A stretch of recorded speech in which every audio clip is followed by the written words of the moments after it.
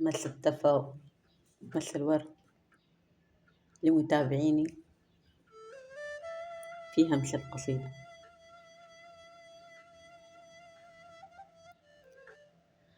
أبشع شيء في الحياة أن يخذلك من تحب، أن يتركك ممن تعهدت معه أن تبقى يدك في يده، أن لا يتخلى عنك مهما كانت الأسباب.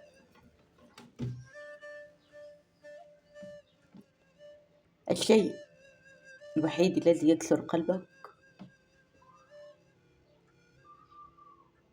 هو الفراق. تركها وحدها بعد أن قدم لها ملايين من الوعود بأني لن أتركك، بأني لن أتخلى عنك، بأنك أنت حبيبتي وأنت ستصبحين زوجتي. بقيا على الوعد سنين، انتظرته ولم تمل، لتأتيها بعدها المفاجأة بأنه قرر الزواج بغيره، وأن هذه الليلة التي هي أصعب في حياتها هي ليلة زفافه على بنت عمه. انكسر قلبها وانهالت الدموع من عيناها، فكتبت: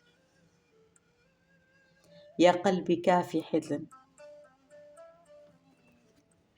يا قلبي كافي حزن، خلهم يبكون،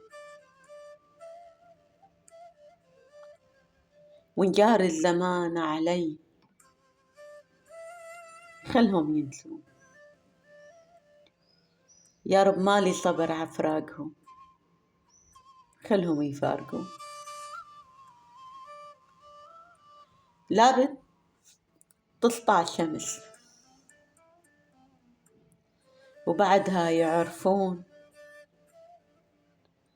يعني خبر موثوق الليلة يضفوك،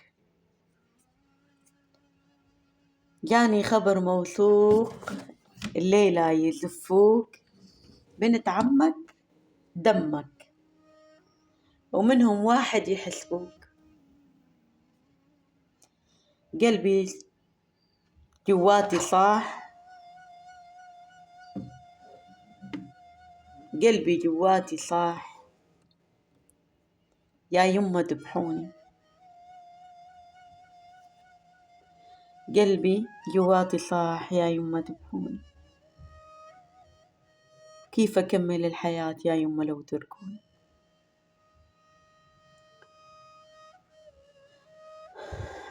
راحت لعنده وقالت: ليش تنساني؟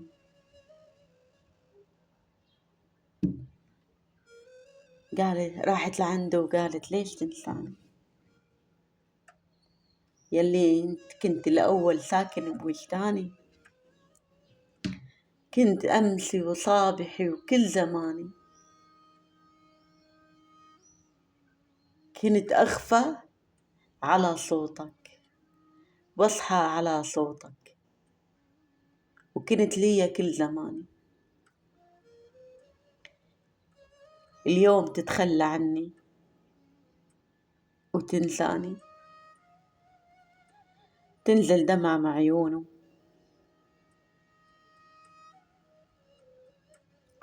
تنزل دمعة مع عيونه. يجاوبها: ما هو بإيدي، أهلي اللي هم جبروني، أنا بدونك ما فيني أعيش،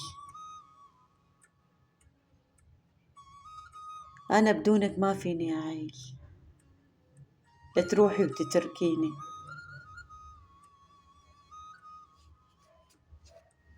لا تروحي وتتركيني.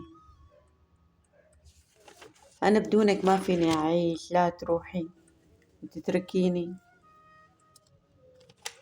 راح لعند أمه وقال، راح لعند أمه وقال والله يا أمي القلب إله مال،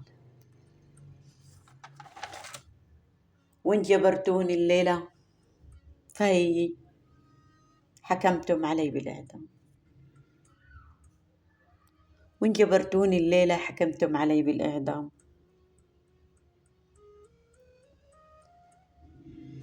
اليوم هو زفتي، وأنا أقول لك يا يمه هاي نهايتي. اليوم هو زفتي وأنا أقول لك يا يمه نهايتي. لا تجبريني، خلي القبر أنيس وحدتي. لا تجبريني يا يمه، خلي القبر أنيس وحدتي. وهي نهاية الحب اللي الأهل بيحكموا عليه بالإعدام بسبب العادات والتقاليد، بسبب إنه الأهل ما حبوا العروس، فبيكسروا القلبين، وممكن يكونوا سبب لنهاية حياتين.